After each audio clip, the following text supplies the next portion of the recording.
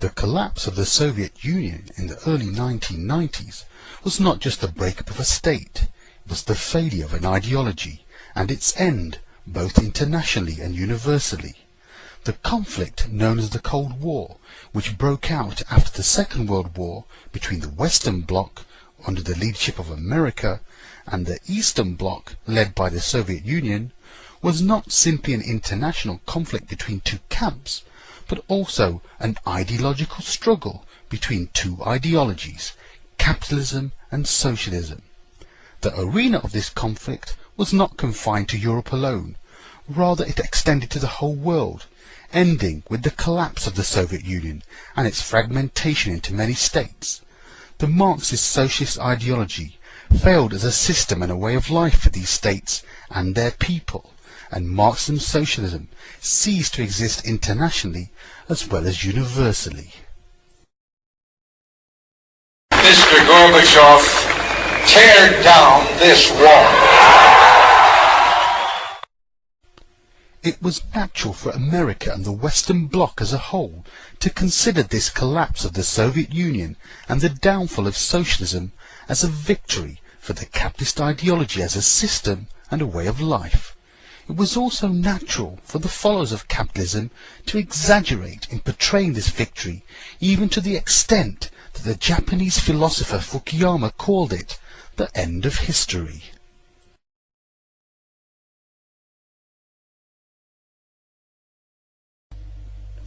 Ideologies do not end by the downfall of the states which embraced them, even if this downfall led to the breakup and fragmentation of the states.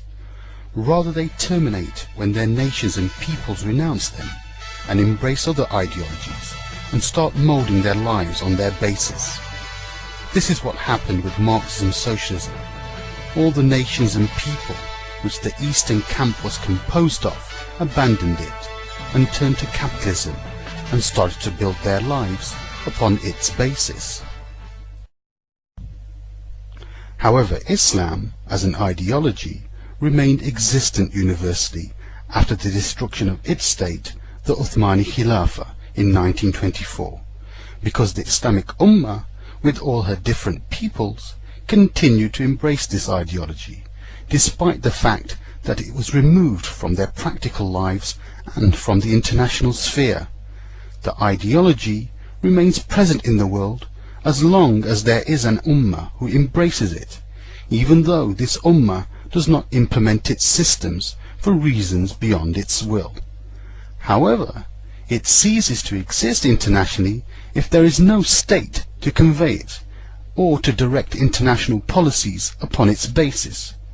Accordingly, the Islamic ideology has existed in the world from the time that the Islamic Ummah in Medina was formed on its basis, after the hijrah of the Messenger, peace be upon him, to Medina, where the first Islamic state was built. It continued to exist internationally since that date, until the demise of the Uthmani Khilafah in the first quarter of this century. Regarding socialism, it began in the world towards the end of the 19th century, when it gained a public opinion amongst the people of Europe. It existed internationally in 1917, when a state was established in Russia and its neighboring countries, which was later known as the Soviet Union. Socialism continued to exist internationally until 1991, when the Soviet Union collapsed and its people abandoned socialism, and consequently Marxism-socialism ended internationally and in the world. With the downfall of socialism, capitalism prevailed alone on the international arena, because there was no longer any state in the world carrying any other ideology able to build international policies upon its basis. In terms of universality, two ideologies remained: Islam and capitalism. With capitalism dominating internationally, a new world order emerged.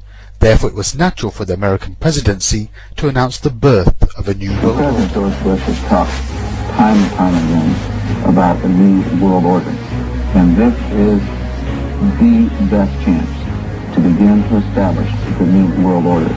Out of these troubled times, our fifth objective, a new world order, can emerge. Now we can see a new world coming into view. A world in which there is the very real prospect of a new world order. America started to spread capitalism from the moment she went out to the world as a colonial state, because colonialism, both in its old or new form, is the method for spreading this ideology.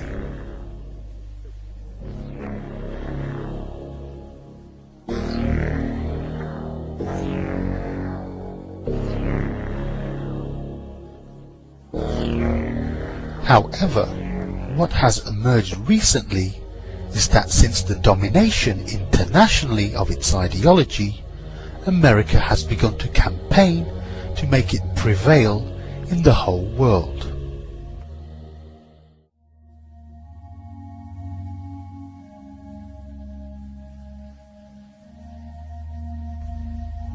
And in the same way that it succeeded with the help of the other capitalist states in making capitalism the foundation of the international relationships and traditions, it now wants it to be the way of life for all the nations and peoples of the globe.